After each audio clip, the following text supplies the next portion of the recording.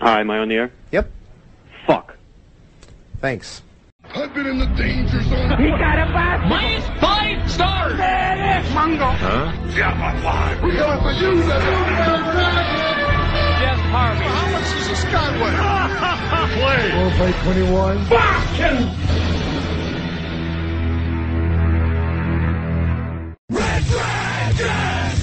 Well, what is going down, everybody? What is up? It is that time again for a spinoff. A spinoff episode. It's been a minute. We haven't done one since the Ant-Man review. So, we shouldn't have left you for that long. But we're back here tonight with something I've been talking about for a couple weeks now. So I'm glad that we're able to kind of get it done. This is Am I Still on the Air? You know what it is. Am I Still on the Air is the spinoff show of Am I on the Air, where we basically grab one topic and we break it down. So what we're going to do tonight on Am I Still in the Air is, the summer just ended. Summer 2015. Summer at the movies is always the biggest and the best time of the year. The first movie in May kicks it off all the way to the last movie in August. And those, May, June, July, and August months are glorious. We're pretty much going to the movies every Friday night, and we're checking out the latest and greatest. And I gotta say, overall, I thought this summer was really, really good. There was only a couple things that disappointed me this summer. Everything else I really liked. So at the beginning of the year, I did a special episode and had a couple guests on, and we kind of did our most anticipated films of the year. And we'll probably do a wrap-up of that later on down the road. But right now we're going to do summer movies. So like I said, we're breaking down May, June, July, and August. All the big summer blockbuster movies, everything we saw, we're going to count them down from our least favorite all the way up to our number one. And I'm joined today by the host of This Week with the Geek. You know him from that. You know him from Red Dragons Assemble. You know him right here from Red Dragons Radio. My boy, Geeky Pat. What up? What up, Geek Nation? Or something. So glad to have Geeky Pat here. Had to have him on the show with me because he's my movie buddy. This is most of the movies that we saw this summer we saw together. So we have a different some different views, most of the same reviews. But I'm curious to see because he hasn't told me his list and I haven't told him mine. So I'm curious very much to see how he played out over the summer. We saw pretty much most of the same movies. I saw a couple more than he did. I think he saw one more than I did. Because of date nights and stuff. Yeah, so there was a couple things, but overall we saw a lot of the same stuff. So I'm very anxious to see where his list kind of fell. So here's how it's going to kind of work tonight. So to make it flow in the best, smoothest way for you, Geeky Pat's going to run down his list. I think he has 14 movies? 14 movies. I thought was more this summer, but really that's all I saw. I know it's actually less than last because of the cutoff was weird. I thought like Fast and Furious 7 was part of that, but no, it actually didn't make it into the summer. So it didn't. So yeah, so really, because we go to the movies almost every Friday, it was hard for me to believe we only saw 14 together. Exactly. But we did. That was it. I looked. So he's got 14 movies. I believe I have 18, and so he's going to count down his 14 to his number one. I'll count down my 18 to my number one, and then we're going to give our quick impressions of the movies we saw together and how everything kind of played out in our list. So I'm going to throw it over to you, Geeky Pat. Start at 14, and let's hear how you broke down. So the worst movie I saw all year, Tomorrowland. 13 would be Fantastic Four. 12 would be The Poltergeist. 11 was Agent 47. 10 was Pixels. 9 was Ted 2. 8 was Spy. 7 was Mission Impossible Rogue Nation. 6 was Terminator Genesis. 5 was Mad Max Fury Road. 4 was Jurassic World. 3 was San Andreas 3D. 2 was Ant-Man. And 1 was Avengers Age of Ultron. All right. Very interesting. I like how a couple of those played out. I'm surprised at a couple of the finalized numbers on some of those. I thought you'd have a couple of those flipped around, but very interesting. All right, so we'll dive in a little bit more here in a minute. So here are my 18. So coming in number 18 is Selfless. This was the movie with Ryan Reynolds and Ben Kingsley where Ben Kingsley was dying and there's this technology and he transports his body into Ryan Reynolds' body, and I thought the trailer looked really, really good, and it wasn't that great, so it kind of bummed me out. So Selfless ends up at the bottom of my list at 18. 17, Fantastic Four. Wah, wah. Sorry, guys. Number 16, Entourage, the movie. This was actually a pleasant surprise for me. I really liked it. Number 15, Hitman, Agent 47. Number 14 was Poltergeist. Number 13 was Pixels. Number 12 was Vacation, the semi-sequel to the old National Lampoon Vacation movies. Number 11 was Ted 2. Number 10 was Spy. Number 9 was The Man from U.N.C.L.E. Number 8 was Mad Max Fury Road. Number 7 was Straight Outta Compton. Number 6 was Terminator Genisys. Number 5 was San Andreas. Number 4 was Mission Impossible Rogue Nation. Number 3 was Jurassic World. Number 2 is Ant-Man. And number 1 is Avengers Age of Ultron. What do you think of that list? Well, I mean, it's different. It's definitely different because you saw certain movies I didn't. Yeah. But yeah, some of them surprised me where they were at. But let's go over them, I guess. Yeah, so we'll kind of scroll on back, and we'll start with Fantastic Four. I mean, because that was pretty much at the bottom of both of our lists. We've talked about it, on multiple shows. We're not going to spend a ton of time on a lot of these, but from a star scale, I gave it 2 out of 5. Which I had Selfless underneath this, so just speaking from that on a star scale, that was a 2 out of 5 for me also. But Fantastic Four, 2 out of 5. It just was such a letdown. It was a mess. The movie was all over the place. It was boring. There was no action. And, this was a movie that I was really looking forward to. If you go back and listen to our Am I Still in the Air that we did at the beginning of the year, talking about our most anticipated films, this made my top 10. I think it was on my list too. I don't know if the top 10. Yeah, it made my top 10. I think it might have just been an honorable mention for you. But it made my top 10. I said I had faith in it. The trailer sold me, and I don't know what happened, but it failed, and it's, my second to least favorite of the movie of the whole summer. So, to be fair, I don't think they knew what happened either. Yep. But 2 out of 5 for me as well. I think we both walked out pretty solidly with that because it wasn't the worst movie ever, and there had some redeeming points. If it was just a science movie where this kid invented this cool dimensional porthole and you took the superhero portion out of it, it would be a pretty neat movie. But because it was a superhero movie, it became a bad superhero movie pretty quickly. Mm-hmm. And some of the special effects was good. But, it's one of the few movies this year I really wanted to walk out on. And so that doesn't say a lot. But still, it only made 13, so that tells you how much I cared about Tomorrowland. But, don't go see it, ever. Yeah, see, and I didn't even see Tomorrowland. And I was looking forward to Tomorrowland, and Geeky Pat got to it before I did. And he was like, don't waste your time. And I didn't. So, And then everybody else agreed with me. Critics, everybody. Yeah, the movie ended up costing Disney about $160 million in losses. So, not too hot. So there's a Fantastic Four wrap up. Next up, real quick, just Entourage, the movie. I saw this one. I was a big fan of the TV show. I wanted to see this, and I really liked it. I gave it 3 out of 5. It was really good. The only downside to it was I felt like it was just one long episode of the TV show. It didn't feel like a movie to me. It just felt like a long, stretched out version I heard that of a lot, an episode. Actually. Yeah, which isn't really necessarily a bad thing. It is adapted from a TV show, and I did like the TV show, so cool. But, you just kind of expect a little bit more from a movie version, and I felt like they just basically took one story and made it a little bit of a longer, episode. So, 3 out of 5 for me there. The next movie we'll get into is Hitman, Agent 47. This was also a 3 out of 5 for me. Great action, but outside the action, it was a little dull.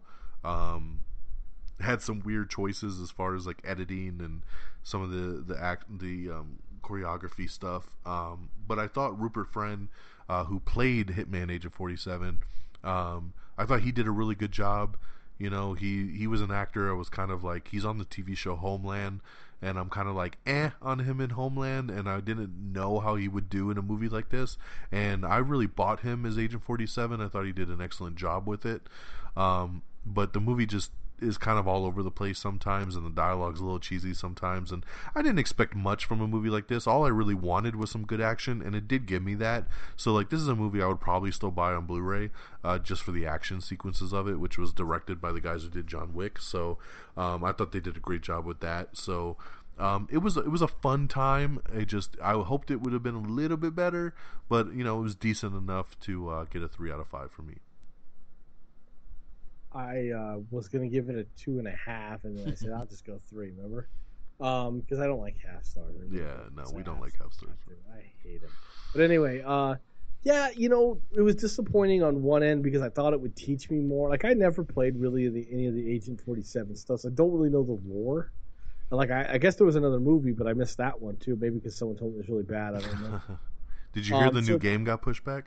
On a side note, yeah, it was supposed to come out in December, and studio says they need more time to finalize it and make it perfect, so it's out in March now. 2016 sucks. I'm okay with that. I was looking forward to it. But I have to. True. We have a lot of other stuff to play. 16. That's all I really need. Anyway, so yeah, I mean, like I said, so I was hoping to learn more about the lore, and it kind of doesn't do that at all. I mean, really, it kind of explains what an agent is, and that's about it, right? And I think the biggest problem for me was the contrast between this character, the Agent 47, and the female, I guess, protagonist or main character with him, however you want to put that. She was all emotional, and he had none. Even when he was helping her, it was like non-emotional. So it kind of was hard for me to like him, and it was kind of hard for me to stop listening to her talk because it was just annoying. And then the bad guy was awesome, but there was times where the bad guy made no sense. Like, why would he just lay there? Why would he not? So I mean, like, I hate it when like all of a sudden Superman doesn't have super speed or heat ray just for the fact of the story. I felt like this kind of did the same thing with the villain a lot.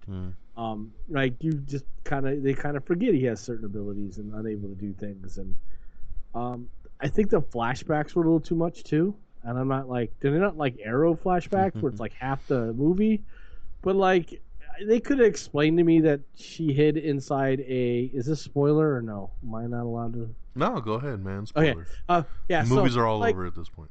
Yeah. So really, at this point, I mean, really, the biggest problem for me was like the villain gets hit, and then you find out he can't die, and all of a sudden he's like playing dead, like just to let the girl get away. And then, like, they go to flashbacks where it's like she's getting stuck in a metal grate, and I don't really understand why they could have just told me that, or the part where he could have just said he saw her leaving with her dad, but there was a 3-minute montage of her leaving with her dad as a kid. I mean, there's parts of that just didn't make sense to me why it was in there. And her dad was such a pivotal point in the character that when I finally met him, it was a letdown. And I think the end was decent, but I wanted more. I felt like the part where the other agent came out, I was like, oh yeah, finally something's, here's that end John Woo scene. I mean, or even a John Wick scene, even, right, where it's like firing and all this stuff. Nah, it just ends, just done, whatever. So it had great action. It kept me enough in the ride, but some of the stuff didn't make sense, and those scenes I talked about early kind of slowed the movie down to the point where I was like, ugh. So I gave it a 3. There you go. So, our next film is going to be Poltergeist. Poltergeist, of course, a remake of the old classic 80s film. A family whose suburban home is haunted by evil forces must come together to rescue their youngest daughter after apparitions take her captive. I was looking forward to this. This is another one that I thought the trailers looked really, really good. But it's very hit and miss with remakes, so we didn't know. And I kind of had to drag Geeky Pat over here a little bit to it. He's not too big on the horror films. I did like the original, though. That helped. Yeah, so that definitely helped. And which scared the hell out of me. Which I think this was the weekend that it was this and Tomorrowland. And I said to him, what do you want to see? And he hadn't seen Tomorrowland yet. And he said, let's go see Poltergeist, which turned out to be the better decision for him. Best choice I ever made. Which I was shocked. I thought for sure he'd say, let's go see Tomorrowland, because I know he doesn't care for horror movies. So I was like, was shocked that he said Poltergeist, but I was happy because I think I was leaning a little bit more towards Poltergeist. I really liked it, to be honest. Like I walked out of this one very pleasantly surprised, and this has been a year that has really disappointed me in horror movies. Why I don't go to them. Yeah, I feel like, I see a lot of these trailers and I'm like, oh, that looks so good. And then I walk out super disappointed. I think my least favorite film of the year right now is The Lazarus Effect, and I gave that like 1 star. It looked amazing by the trailer, and it was just so shitty. And same thing like Unfriended. Like, I mean, just these movies have just been so blah. So I kind of wasn't expecting much from Poltergeist, which I think maybe I walked out more thrilled about it than I maybe should have been. But I was purely entertained. I thought it was creepy. I loved the way it played out. I thought it fit. There was a couple odd things that happened in it. Some of the editing was a little weird, like how the dad got some money again and spent some credit card stuff when he literally really just got his card declined in the scene before, and it was just really weird. And they don't really explain it ever. But overall, it was super, super cool. I really, really enjoyed it. I actually ended up giving Poltergeist 4 out of 5 stars, which is funny because the next movie on my list is actually rated lower, but that's because I kind of rate based on the genre that I'm seeing. And for me, Poltergeist really gave me everything I wanted. The only thing I would have pushed this movie a little bit further was like if it was a rated R and it kind of got a little bit more graphic.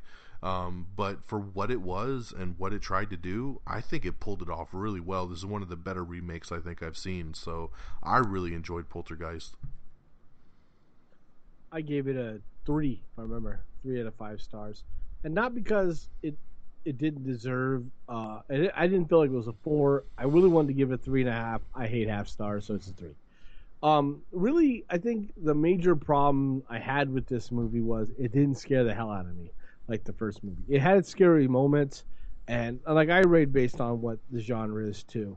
But with Poltergeist, I had fun. I liked the movie. There was even some parts I laughed because it was comedic.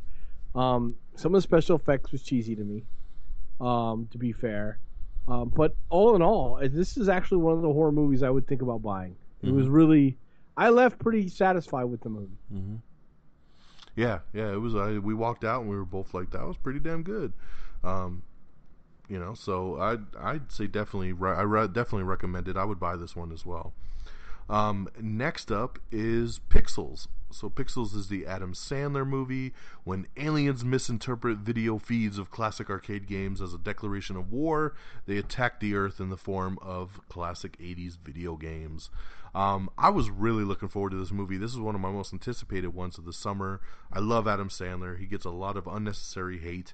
And it's really bad to me because I don't get it. I'm a big fan of his, and even though maybe his quality has gone down a bit in the last couple of years, I still feel he puts out a pretty funny product every time. I still laugh, so that's all that matters to me. I thought Pixels was a great concept. I love that he had Kevin James in this, who's one of my favorites.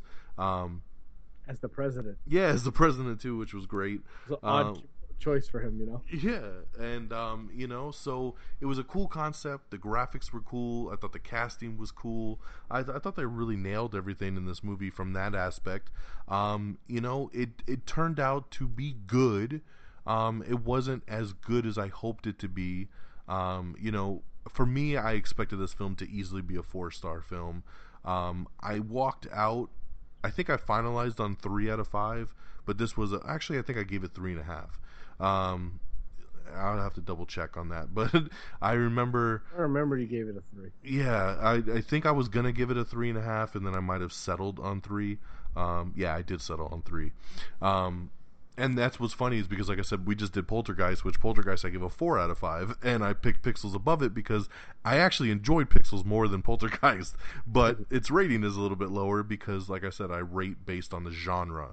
Like with comedies, I base it on my laughs. On horror, I base it on the horror scale. And with Pixels, it was based on, on its comedy level, which was good, and it was funny, but it wasn't like laugh out loud gut-busting, tears are strolling down my eyes kind of laughs, which would land it in about that 3 mark, which was good. It was fun. I would also buy this on Blu-ray. So I don't think this film deserved the hate that it got, because it was a fun movie, and I had a good time at it, and I thought the 3D was really good as well. So that was my pick on Pixels. I gave it a 3 as well, but I went in thinking it was going to be a 3. I guess we were a little different than that. I knew it was going to be a good movie. I didn't expect to be wowed. And to be honest, it was better than maybe I even thought going in would be. Not because I hate Adam Sandler, but the premise is kind of weird, right? Mm-hmm. So it could have been really bad, but I really liked it. I think the last trailer I saw really sold me on it. Yeah.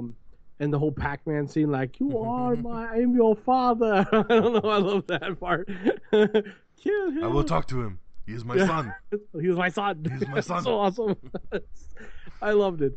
Dude, I laughed so much more in this movie than I expected to. Yeah. I actually cared about the character. Like, he was like a nobody, but he was really good at video games, and like, everybody else succeeded, including his dopey friend became president, and he was like the cool kid until the guy, the little midget from Little People, Dwarf, whatever. Yeah. From what was it? Game of Thrones? I don't watch it, but Game of Thrones. Peter Dinklage. Thank you. I couldn't remember his name.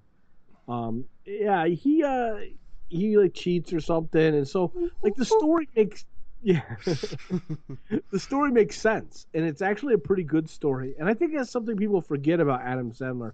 Like, even if he's playing a really dopey character, a really goofy character, the story is pretty good, and he plays characters in a way that you can kind of relate to him. I related to him, and I liked that in the movie.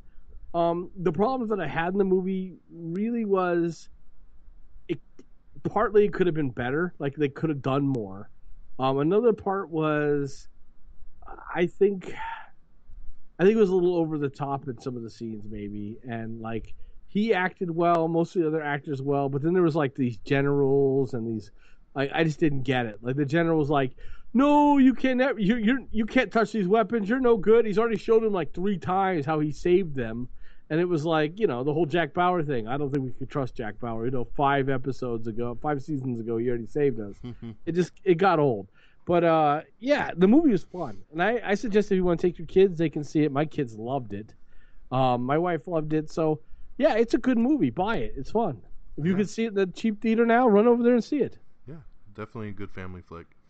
All right, so we're going to keep up with the comedy scale here. My next one is Vacation. This one was Rusty Griswold, now taking the front here, played by Ed Helms, taking his own family on a road trip to Wally World in order to spice things up with his wife and reconnect with his sons. This was one of the ones that I didn't get to see with Geeky Pat, and I wish he would have seen it. He's going to have to borrow my Blu-ray when I buy this, because he's going to love it. This movie was hilarious. I took my wife to see this. It was one of the few movies this summer that I was able to do with her. Stupid date nights. I know. And I actually ran this list down with her earlier, and she was like, "Oh, look at all the nights you went out," and I stayed home with the kids. So I know. We can't complain, right? I was like, just focus on my list, all right? Just listen to my list. I didn't ask how it happened. Just listen to my list. But Vacation, I just, like I said, gust-busting laughs at points. It's a stupid movie. It's really cheesy and over the top, but that's what the first Vacation was. That's what a lot of the Vacation movies are. And it just, and it's supposed to just be a fun, sit back, turn your brain off, and just enjoy the hilarity. And I'm hit and miss with Ed Helms. Sometimes he's super funny. Sometimes he's really annoying. I thought he was great as Rusty. Christina Applegate was awesome as his wife. There's a really cool cameo in the middle with Chris Hemsworth and Leslie Mann, who plays, she plays Rusty's sister, and then Chris Hemsworth is his brother-in-law, and he's just so funny in this movie. And I mean, it was really, really good. And this was one too that kind of like didn't do all that well at the box office this summer, and I don't know why, really. Like, I mean, the people I know that went and saw it really liked it. So I don't know how this one kind of slipped under the radar. But if you love like these just fun, kind of silly, R-rated, gritty kind of comedies, I definitely recommend Vacation. Even my wife was kind of like, I hope this is good. And when we walked out, she was like, that was way better than I ever expected it to be. Yeah. You know, she really laughed her ass off too, and she's a lot harder than I am with comedy. So it really played out well for both of us. I recommend it to anybody that loves a good R-rated comedy. I gave Vacation 4 out of 5. Oh, so our next one, I remember I kind of had to beg Geeky Pat to come to this one a little bit because he never saw the first one. I don't know how that happened, but we're going to talk about Ted 2. And he hadn't seen Ted 1, so he was kind of like, I don't know if I should see Ted 2. And I'm like, you need to come see Ted 2 because I knew he would enjoy this movie. I knew he'd laugh his ass off. Ted 1 is a classic, which you still need to borrow and watch. And it is just so good. I was so excited that they made a sequel to this film. And even though Ted 2 is not as good as the first one, it's still super, super funny. Another one that had us in tears at points.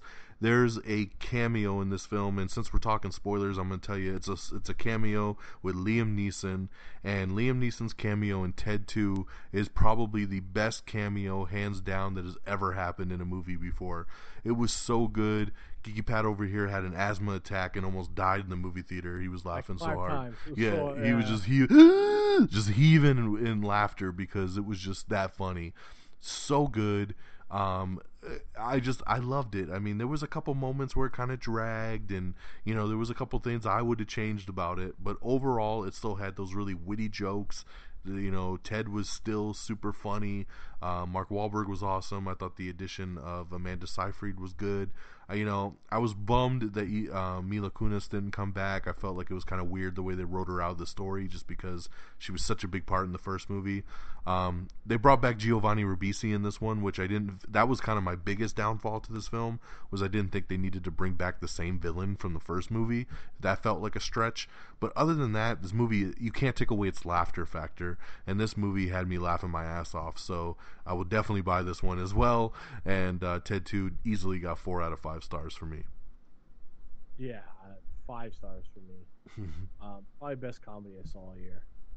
No, maybe not. There's one more, but I gave it 5 stars. Like you said, I literally almost died watching this movie, and so when you almost kill me, you got to be a good movie. Not only was it funny, it made fun of all the geeky things in my life, Star Trek, things like that. My favorite absolute part, I know you kind of covered it. My favorite absolute part is when they're at the actual Comic-Con and they show the actual what was his name, Gollum, and then they go over to her and she look at each other and they look just like each other. Yeah. Oh, that was so awesome. And Amanda's so hot. She really is. So yeah, it was a great movie. It was very funny.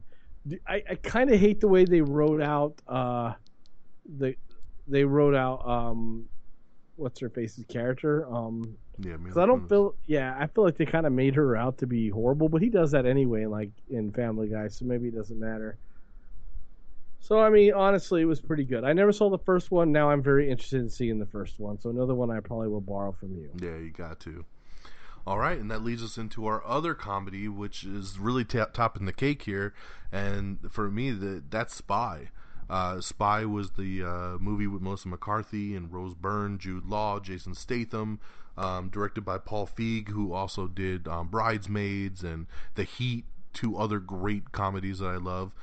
This one was, Melissa McCarthy was playing like a desk kind of CIA analyst who never got to really go in the field, and then she does finally, and hilarity ensues. I knew this would be funny just because it's a Paul Feig film and it's got Melissa McCarthy. I knew it would be funny because they just know comedy together. This was another one, man, I just laughed my ass off at. Like, it just, same thing, just gut busting, like the one-liners, the quips. Jason Statham, just incredible in this film. You never really saw the guy in a comedy, and he was just so funny in this film as like this ultra kind of spy, James Bond kind of spy, but he really wasn't all that good. And it was just so good, man. And to see Melissa McCarthy kind of turn it on as she went from like the real timid, kind of weak, desk agent to her getting in the field and kind of getting to snap into that real spy mode. It was just so funny, man. I can't wait to get this one on Blu-ray and watch it again. I loved it. So this is another 4 out of 5 for me. Just so good. Yeah, same here. Everything was funny in this movie. Even more so than I maybe get. I like Melissa, and she makes me laugh every time. But I mean, honestly, I didn't know how funny it was gonna be. Um, Even the cut scenes, not the cut scenes, but the after credit scenes were funny to me. I mean, it was Yeah, just I loved it. It's a good movie. Go see it. yeah, so good. Next up is The Man from Uncle. Unfortunately, Geeky Pat missed out on this one, but this one I was looking forward to. I had medium kind of expectations for it, and it actually blew away my expectations. It turned out to be so much better than I thought it would. This is, of course, from the old school television show. They adapted it into the movie, set in the early 1960s. CIA agent Napoleon Solo and KGB operative Ila Karakin participate in a joint mission against a mysterious criminal organization which is working to make nuclear weapons. And basically this is a good old classic story of the U.S. agent got to work with the Russian agent, and it also had Alicia Vikander in this, who is just so hot. She was the robot in Ex Machina earlier this year, and she's just one of the most up and coming actresses in Hollywood right now. And this movie it had action, it had comedy, the story was a lot of fun. I just was really blown away by it because, like I said, I went in with kind of medium expectations. I was like, oh, that looks good, but I didn't expect much out of it, and I walked out really, really thrilled with it. So 4 out of 5 stars for me on this one. Next up is Mad Max Fury Road. Just bought this one on Blu-ray a couple weeks ago, and it's a really good movie. Now, I know some people probably will bitch and be like, it's only number 8 on your list, because for a lot of people, this was people's favorite movie of the summer. I know my brother-in-law, this was his favorite movie of the summer. A lot of other people just rant and rave about this movie. For me personally, it's a great movie, but it does not deserve to be up at the top. The story is pretty non-existent. All this movie is a race for 2 hours. It's a race in one direction for them to turn around and race back to where the movie started. So that's the story in a nutshell. There's not much acting. As cool as Tom Hardy is, he doesn't say much. He doesn't do much in this movie. This movie really is more centered on Charlize Theron's character in the film. But the action is incredible. The scenery is nuts. The music, just the way it's composed and choreographed together. All the action sequences are just glorious. I mean, and that's really what pulled this all together for me. But this is the lack of real story and stuff for me is why it's so much lower on my list. But it's still a great movie. Like I said, I bought this on Blu-ray a couple weeks ago. Definitely recommend to check it out. But just wanted to kind of explain why it kind of fell to the way it did. For me personally. So, but this was another 4 out of 5 star movie. Just, really enjoyed it from an action perspective. It's number 5 on my list, but it was fun. That was the big thing, and the fact that Mad Max really isn't even the main character of the movie surprised me that I still liked it as much as I did, and it left me wanting to know more about what this new version of the world was like. I was a big fan of the other ones anyway, and so other than the weird stilt people and some of the weird mongoloid like people, but I liked it. I mean, it was way over the top with like heavy metal guy, all that, but it was fun. I mean, it was fun, and you never knew what was going to happen. It was unpredictable. It was disappointing that it ended up all back where it started, but it was still a really good movie, and I give it a 4 out of 5. All right. Next up is Straight Outta Compton. This was a movie that it took me a couple weeks to get to just because some other stuff came out and I was kind of more eager to see the other stuff. I knew this would be good, but I, once again, didn't have very high expectations. I loved this movie. I will buy this when it hits Blu-ray. This was a very pleasant surprise. If you would have told me that out of 18 movies on my list, that Straight Outta Compton would be at number 7 or even in the top 10, I'd probably be like, nah. So I'm just as shocked. But this is the true story about the group NWA. You see the whole backstory of Dr. Dre and Ice Cube and Eazy-E. it was just told in such a fun way, and it was so interesting because I'm really big into music, and I love seeing, you know, documentaries and stories about artists, and just to kind of see like how the group came to be, how they kind of got screwed over by their manager, how Eazy-E kind of, you know, ripped them off from a lot of money, and just kind of seeing how everything went was a really cool thing to see. And you even get like an idea into Death Row Records and Suge Knight and all this other kind of stuff. It just was so entertaining. The movie is almost 2.5 hours long, and I never felt like it was long or that it dragged. I was really blown away by it. I, in the end, gave it 4 out of 5 stars. I almost gave it 4.5. It was that good. I just, once again, half stars. I was like, eh. So I scaled it back to 4, because there was a couple moments that I think dragged a little bit. But overall, man, this was just such a pleasant surprise for me. So I love Straight Outta Compton, 4 out of 5. Next up is going to be Terminator Genesis.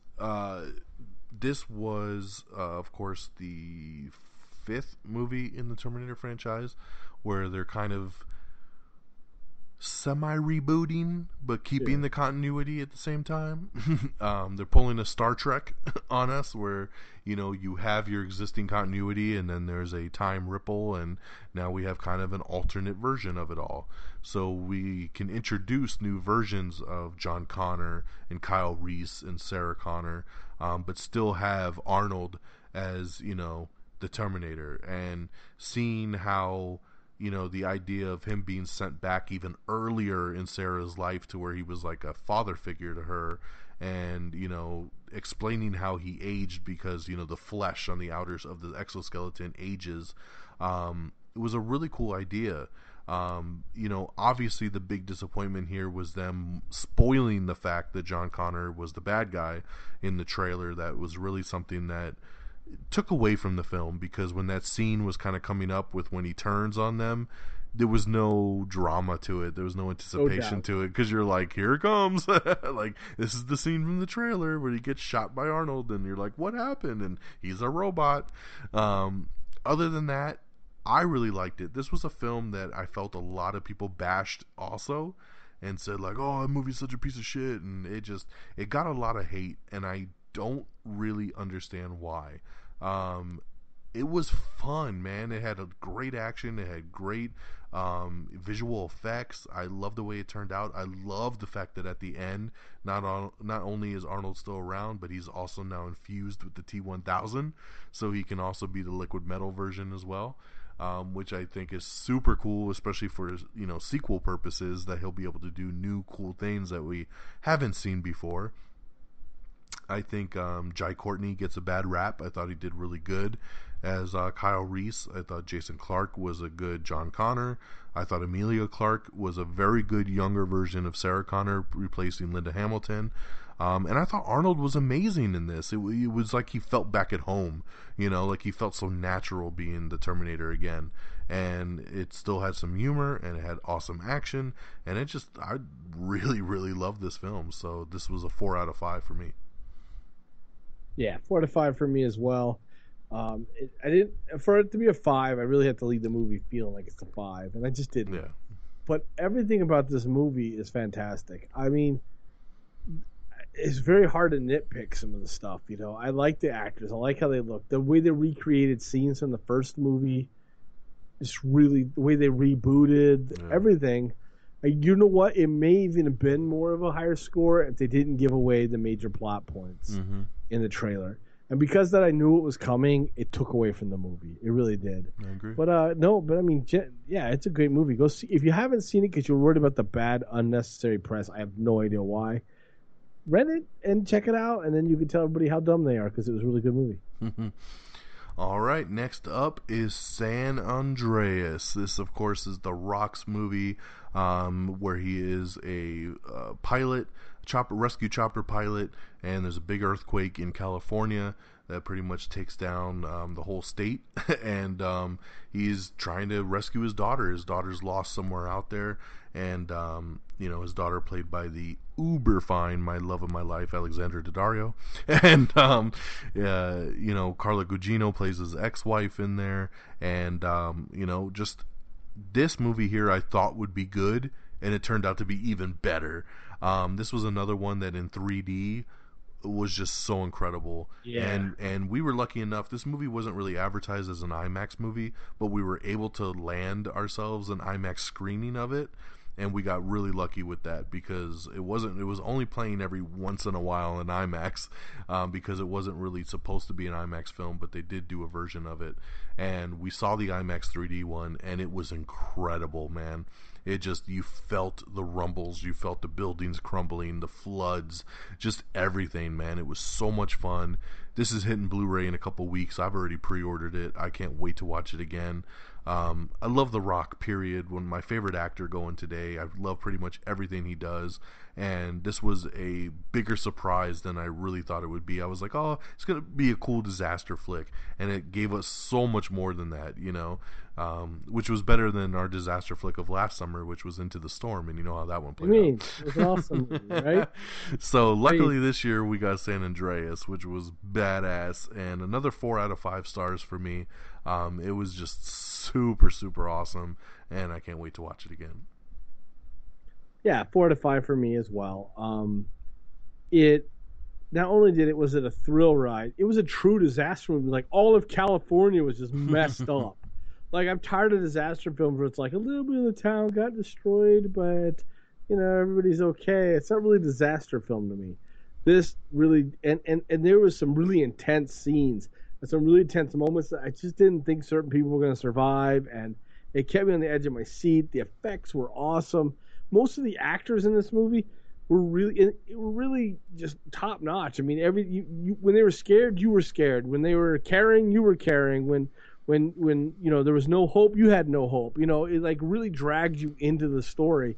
And the guy who plays Red Arrow, not Red Arrow, what does he play? Yeah, he played the Red Arrow, right? Mm-hmm. He had a great he was hungry. I don't even know what happened. I don't know how he even got. He's in the movie for like 2 minutes. Yeah, exactly. But no, the rest of the movie is really good though. I mean, and even things that you're like I don't know if that could happen, is still really fun, right? So it didn't matter. So I mean, I give it a 4 out of 5, and I definitely probably will own this one in the long run on Blu-ray. Oh yeah. All right, next up is Mission Impossible Rogue Nation. Mission Impossible, was looking really, really forward to this film. Heard a lot of early great hype around it. Remember, originally this film was supposed to come out in December, right around Christmas. And they were so happy with the film, and it was done filming ahead of schedule. They said, let's pop it out. Let's put it out right in the middle of the summer. And they put it out at the end of July. And I love the Mission Impossible series in general. Big fan of all of them. And number 4 is my favorite, Ghost Protocol. I walked out of that one just so floored by how amazing it was. That was a 5 out of 5 for me. Rogue Nation is right behind it. Wasn't quite a 5-star for me. I didn't have that same feeling walking out like I did with Ghost Protocol. I had to kind of think about it for a minute, and I was going to give it 4.5 again at first, and then I was like, no half stars, so I just went with 4. Because it did drag at several parts. There was a lot of downtime I felt with this film, and it did drag. But the action set pieces, I mean, it starts in the trailer. The biggest scene you see is him hanging on the side of the airplane. That happens in the first 5 minutes of the movie. Like, that's crazy that they did that so early on. And then you have like the underwater scene, and you have the motorcycle chases, and you have like all these big action set pieces that were just incredible. Rebecca Ferguson, who is the lead female in this film, incredible, such a great action star. She's even being rumored right now for Captain Marvel, by the way, so we'll see how that turns out. Jeremy Renner, Simon Pegg. It was great to see Ving Rhames back. This movie was awesome. My second favorite of the entire Mission Impossible franchise. It's a massive hit at the box office. It's still in the top 5 at the box office, and it's been out for about 2 months now, which is incredible for a film to still be hanging out in the top 5 at the box office. It's getting close to 200 million in the U.S., 700 million worldwide. It's going to be the biggest Mission Impossible box office wise, and it's well deserved. So 4 out of 5 for me. I gave it a 4 out of 5 as well. I was going to go 3.5, but I thought it was better than that, so I went to 4. I think my biggest problem was that the last movie was so outstanding. And so I was kind of hoping this would expand on that and just be that much better. And it didn't get there for me. Not that I was disappointed in the movie, but it just wasn't as good as the last. So that kind of hurt it for me. I had bigger expectations. I felt like, I felt like there was times I was like, can you get on with it in this movie? Which was odd because I've never felt that way in a Mission Impossible movie. This will be the first one. I think the characters interacted very well, and the action scenes were great. I just think there were some scenes that really just dragged it down for me. So it is at 7 on my list, I think, is what I have it, right? 7. And so, not because it was good, but I felt like Terminator was better and Mad Max was better for me on an entertainment scale. But as far as Mission Impossibles go, if you're a fan of the franchise, you really can't miss this one. Yeah, and I do have to say for the record that, this is just our opinions. A lot of the reviewers and everything else were saying that this is the best of the franchise, especially from a critic standpoint. Every critic I saw said this was the best of all 5 of them. So it's funny that for me and Geeky Pat, we're kind of like, it didn't quite live up to the 4th one, because I honestly don't feel that way. I remember walking out of Ghost Protocol and just being like 5 out of 5. That movie was incredible, and I didn't have that exact same feeling when I walked out of Rogue Nation. Like I said, it was close. It was very close. The action sequences were amazing. I really liked it, but it just barely didn't touch what Ghost Protocol was. So, but great movie nonetheless. Next up is Jurassic World. Of course, this is, we're finally getting a new Jurassic Park movie, the 4th in a series, really, even though they kind of ignore the 2 and 3 ever happened. And this is pretty much a straight direct sequel to the original Jurassic Park. New theme park is built on the original site of Jurassic Park. Everything's going well into the park's newest attraction, a genetically modified giant stealth killing machine, the ominous Rex, escapes containment and goes on a killing spree. This one, of course, getting Chris Pratt, Bryce Dallas Howard, Judy Greer in the cast here. Directed by Colin Trevorrow, who did such a good job on this that he's actually going to direct a Star Wars movie now. So take that. And really, really good movie, man. This was a pleasant surprise for me. I had big hopes for it, but once again, I didn't think it would be as cool and as fun as it turned out to be. Saw this in IMAX 3D. It was really, really good. I thought Chris Pratt was amazing, as he always is. I thought the chemistry between the cast was really, really good. I loved it all. It was a really fun movie. I thought the action was great. Thought the Indominus Rex was awesome. I thought, the whole end battle with that and the T-Rex and everything was awesome at the end. Just great stuff. I can't wait to see where they go with it on a sequel for this, which has already been announced. I'm excited. This was I gave Jurassic World 5 out of 5. It gave me everything I could want from a film like Jurassic World. I gave it a 5 out of 5, which is interesting since I put San Andreas above it. But I did that for a reason. I felt different walking out of this movie, and I felt more connected, I think, in San Andreas than I did this movie. But this movie opened up my inner child. It reminded me why I liked the first Jurassic Park. Right. And not only that, all the characters were awesome. Lately, I've been watching sequels of really animated movies, and they look worse than their previous one, and I don't know why that's happening.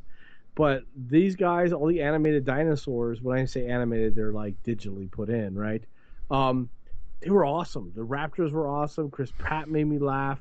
There were some blaring plot hole issues with the story, some blaring ones. But you forget about them and you move on, and because it's just that good of a movie. Your classic tropes that's been in mostly all the movies are still there. But if it's not broken, why fix it, right? So it's a really good movie. I'll be honest, I had less. I was thinking it was going to be a 4, maybe a 3 movie. But we went there on opening night. I thought we'd be able to get tickets, no problem. This thing was wrapped all the way around to the food court, which is a far away from the theater in our mall. Mm-hmm. And we couldn't even watch it that day. And so we watched it the next day, but I wanted to see it in 3D IMAX. I really did. And I think I haven't seen it normal, in normal cinema mode or whatever, but in 3D IMAX, it was awesome. So yeah, 5 out of 5. It just touched me different than maybe San Andreas did. I was really attached to the characters in San Andreas. Right. I was only kind of attached to like one or two characters in Jurassic World. So, and the best death scene ever is in Jurassic World. That's with the assistant. Yes, so good. Yeah. So, yeah, really good. Yeah, and of course, I mean, this was a shocker of the summer from a box office standpoint. I mean, this was a movie, like Geeky Pat said, that we go opening night to see all these films, and we've never had an issue, you know? And we went to see Jurassic World that opening night, and we got there literally like a half hour, 45 minutes early, and the line was already wrapped around the building. And we went to the box office, and they were like, nope, like the whole night is sold out. And we're like, oh my God, the whole night is sold out? Like, it was that busy. And so we ended up buying tickets for Saturday instead, and we saw it on Saturday in IMAX. But this was one that was predicted box office wise to open in like the $120 million range. It made $209 million in its opening weekend. Yeah. That's nowhere near what the prediction was. You know, it beat the Avengers to be the biggest opening weekend of all time at $209 million. This movie went on to make over $100 million in its second weekend, which is like never happens. You know, and it just continued to just make, you know, 90 million, 70 million, 60 million, 50 million, like week after week after week after week. And it literally at this point is the third biggest film of all time. Isn't that crazy? I mean, a film, like, I expected it to do good, but to be the third biggest movie of all time and to be the biggest film of the summer box office wise, this movie has made, I think, about 600 million just domestically, which is in the US. That's very unheard of. A film rarely ever breaks 400 million in the United States, and it made over 6, plus another, you know, 700-800 million, you know, worldwide. The film's $1 billion monster. It's just mind-blowing how well Jurassic World did. It really made me gun shy for a while. Like, just order the tickets up front. Yeah, like every movie after that, he's like, Fandango the tickets, even though we knew. Yeah, well, like at at least 4 movies. It really made me gun shy because I just didn't expect it, you know? Yeah, and I knew at that point what was going to happen with every movie. Crazy. All right, well, we get into our top 2 films now, which we do have the same here, so this is cool. Number 2 is Ant-Man, and Ant-Man is another 5 out of 5. What a great, pleasant surprise as well. I mean, I knew it would be good. We're all Marvel fans. We love Marvel. You know, that's why we're Red Dragons Assemble. We assemble just like the Avengers do. And, you know, Ant-Man looked really good from the previews, but it's Ant-Man. You know, I was never a fan of this character in the comic books, and I was kind of like, eh. And I was uncertain just because the Ant-Man I do know is Hank Pym, and they were choosing to go with a Scott Lang version, which I was not familiar with the Scott Lang version. And I never really liked him, so. Yeah, so I was kind of like, oh man, this is interesting and weird at the same time. Like, I don't know. But as the film was being made and everything, and you read more into it, and you're like, oh, they got Paul Rudd, and they got, you know, Michael Douglas, and Corey Stoll, and Evangeline Lilly, and Michael Pena, like, stuff like that. You're like, okay, that's a really good cast. And then, you know, then you see, like, Adam McKay and Paul Rudd rewrote half the script, and you're like, okay, it's going to have this, like, you know, comedy flavor to it. This movie kicks so much ass. I actually saw this one twice in the theater. Once in IMAX 3D and once just in normal, and yeah, and it was just so good. I mean, especially in the IMAX 3D, just because every time he shrinks, it just looked so good in 3D. Oh, so much better in IMAX 3D. Yeah, so much. The movie was hilarious, and it had good action, and it had a good heist story. It's one of the best Marvel films in general. I mean, you know, we've done another episode where we counted down our Marvel Cinematic Universe stuff, and Ant-Man's like in the top 5. You know, I mean, that's crazy. Yeah. Out of like 13 films or 12 films, that it made it up that high. But that just goes to show you, man, it's a fun flick, and it shows you that Marvel, man, just is unstoppable right now. So, you know, this was an easy, you know, no-brainer here for this to be the number 2 film of the summer. So good. I can't wait to see him pop up in Civil War and see more with this character. A character I could care less about a year ago, and now I'm so anxious to see him in more cinematic universe movies. So Ant-Man 5 out of 5 easily for me. Yeah, 5 out of 5 for me too. It was refreshing too because like I was kind of getting burned out a little bit on hero movies. Not that I don't like them, but it was like, oh, here we go again, right? I thought it was going to be a 3 movie, maybe a 4. I had hopes for it. I didn't think it was going to be bad, but again, it was Ant-Man. I mean, I hate to say it that way, but it was like, I didn't know how well it was going to be. I walked out of there on a high horse. I loved every minute of this movie. I got a cousin, and he's got a friend, and oh man, it just made me laugh. And the most famous line ever, Baskin Robbins always finds out. Always finds out. Yeah. I mean, it was just funny from the beginning to end. It was funny. It was an adventure. It was heroic. It had some really unique scenes, like when they're fighting in the briefcase. There was a little bit of it that was like, wow, that was I didn't expect that kind of special effect. Like normally you see special effects like, okay, America's gonna throw his shield, he's gonna fly. These are things I'm expecting, but because he shrank and grew and shrank, and it was like things I wasn't expecting. And then like even he was able to grow some things at the end with these little discus things, and like the train when it grew was kind of cool, and the ant, and so it was like. It gave me everything I wanted in an Ant-Man movie, and then things I wasn't expecting. It just really, I came out of there thinking, yeah, this movie is where it's at, and people weren't going to see it where I worked, and I had to explain to them how good the movie was, and then they all went and saw it and agreed. Mm-hmm. I don't know anybody personally that didn't like this movie. They just loved it. So yeah, definitely get this movie. Even if you never really know who Ant-Man is, you need to go see it. I completely back him up and agree. It's funny, man, like we talked about this on our Ant-Man spoiler review, that it was shocking how many people were actually fans of the Marvel Universe and said, nah, I don't think I'm going to see that. Like, it doesn't look that good. And I was like, really? Like, you don't think that looks good? Like, and this was a movie that it took a lot of me pushing people to be like, you need to go see this. And, that was... It's very odd that it took that, especially for a Marvel film. But everyone that I got to go see it loved it. So that just goes to show you, my wife was kind of like, this looks stupid. And she went with my mother-in-law to see it, and they both loved it. Even my stepdaughter loved it, and she doesn't even care for movies very much at all. And, and she... ended up, saying like it was a lot of fun. I mean, she saw it twice too. So that just kind of shows the, just the scale of it all. I mean, kids love it, adults love it, women love it. Ant-Man was awesome. Dogs love it, cats. I'm just saying. Buy it for your cat. There you go. So that's Ant-Man number 2, 5 out of 5. And of course, our number 1, keeping in the theme of Marvel and the cinematic universe, this is the movie that kicked off the summer. It came out on May 4th. It was the first kickoff, the launch of the summertime. Made about $191 million in its opening weekend. Avengers: Age of Ultron. I love this movie. This comes out on Blu-ray at the end of next week. I've already pre-ordered mine. I can't wait to sit at home and watch this thing again. I also saw this movie twice in the theater. Both times in IMAX, because that's the only way to see Avengers: Age of Ultron.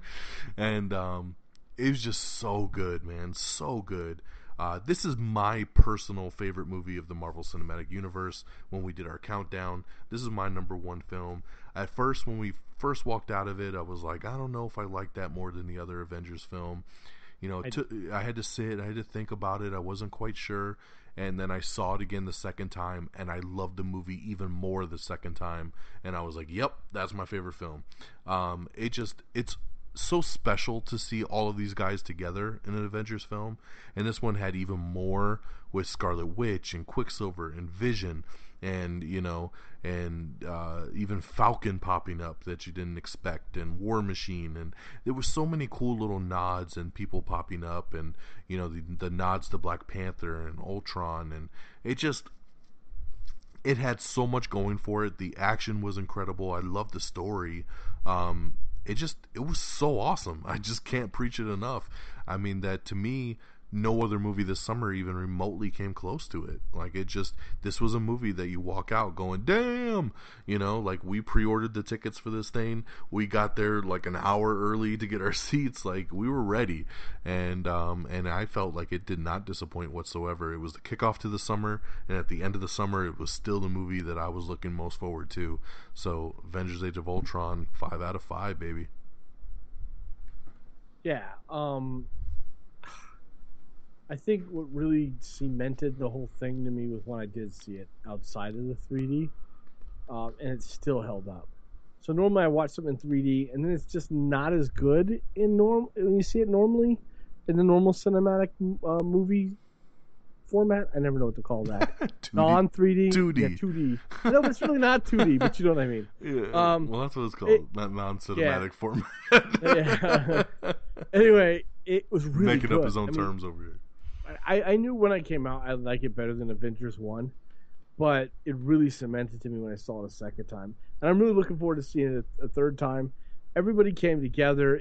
It just, the only thing I didn't like wasn't even that big of a deal, which was the farm scene. I didn't really care about it, but it still had its moments that were really good. Like, you could see the problem with Tony Stark and Captain America. You could see the weird love triangle, I guess, with our love interest with Bruce and Black Widow. Great scene with Bruce and Black Widow at the farm. Yeah, and so, I mean, there was things there that was very valuable. So it was still a really good movie. It's really hard to pick it apart. I mean, the problem is what I know is missing from the movie is not the director's fault at all, and so that makes it hard for me. I give it a 5 out of 5. Go buy it. The only thing I'm disappointed was we were promised a director's cut that isn't coming. But other than that, yes. It's hard for me to let that go, to be honest. It is. It's very hard. Because the version I pre-ordered is not the director's cut. Yeah, so Avengers Age of Ultron. If you guys want to hear, on a side note, how we ranked all 12 films in the Marvel Cinematic Universe, including Age of Ultron and Ant-Man, listen to our other Am I Still on the Air episode. It's on the Ant-Man spoiler review. If you go to amiontheair.com, just click on the Am I Still on the Air tab. Listen to the Ant-Man spoiler review. We review Ant-Man in full, and we also have Peeps and Friggins on there with us, and we talk about Ant-Man in full, and then at the end of the episode, we rank down every movie of Phase 1 and Phase 2, all 12 films. So if you're interested from the Marvel standpoint of a countdown, go check out that episode. So that is our summer movie countdown. Geeky Pat, please run down your list one more time. Yeah, no problem. Let me bring it up here again. All right, number 1. So I'll start there right now that I can. The Avengers Age of Ultron. Number 2, Ant-Man. Number 3, San Andreas 3D.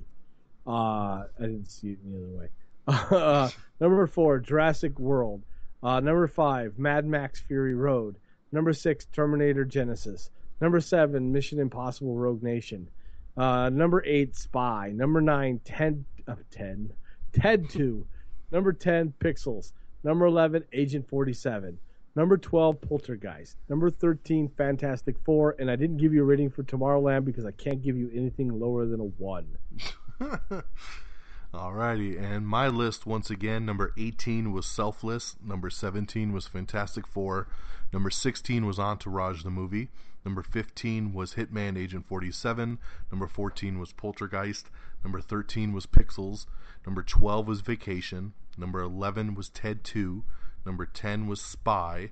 Number 9 was Man from U.N.C.L.E. Number 8 was Mad Max Fury Road. Number 7 was Straight Outta Compton. Number 6 was Terminator Genesis. Number 5 was San Andreas. Number 4 is Mission Impossible Rogue Nation. Number 3 was Jurassic World. Number 2 was Ant-Man. And number 1 was Avengers Age of Ultron. So that is our wrap-up here of the summer movies. I hope that helps you. If you haven't seen any of them, I hope that helps you to, understand which ones you want to check out, which ones you may want to kind of stay away from. And even if you have, I hope you've enjoyed the countdown. Love getting to do this at the end of the summer because the summer is a great time to be a movie lover. The funny thing about it is, as I look through my list, since I've been doing this for a couple years, I see that I'm seeing less and less movies each summer. because I see Yeah, my I like that. my list of 2012 was 22 movies. 2013 I saw 26 movies in 2013. You could tell it was before I had a kid. 2014 was 25 movies, and then 2014 was 20 movies, and then this year was only 18. So it's like going down each year. It was hard for me to believe that we only saw 14 movies in the summer together. Yeah, I'm used to the list being over 20 films, but Yeah, easily. I mean, I had to go back and look to make sure I wasn't missing any. kind of crazy. So thanks everybody for tuning in and checking out this special Am I Still on the Air episode of our summer movie box office breakdown of what we appreciated, what we liked, and everything that's going on in the world of the summer films from May to the end of August. I want to thank my guest here, Mr. Geeky Pat. Where can people find you? You can check me out reddragonsradio.com, reddragonsradio.com, geeky_pat at Twitter, and definitely you can check me out on This Week with the Geek. It's probably gonna be out tomorrow, the new episode, and you're a guest on it, and I really appreciate you coming in. That's awesome. Yeah, it's like crazy, right? That's nuts. It's a lot of crossovers going on around here. I know. It's like Marvel comic. We're like the Marvel Cinematic Universe. It's all connected. It's all connected. Crossovers all over the place. So check out Pat's show, This Week with the Geek. It's available on reddragonsradio.com, just as like the Am I Still on the Air episodes and Am I on the Air. It's all right there, reddragonsradio.com. Follow him on Twitter, geeky_Pat. And check out his new episode featuring me when we talk about the WWE 2K16 game that's coming out next month. We're going to break it all down. So that's very, very exciting. For me, please follow me on Twitter at DXDonMega. Follow the show at Am I on the Air, and bookmark amiontheair.com. We're also available on iTunes, Stitcher, TuneIn, Instagram, Periscope. We're all over the place. So definitely subscribe everywhere you can, and tell all your friends. So thanks for tuning in to this summer 2015 box office breakdown, and till next time, peace. Red Dragon. Red Dragon.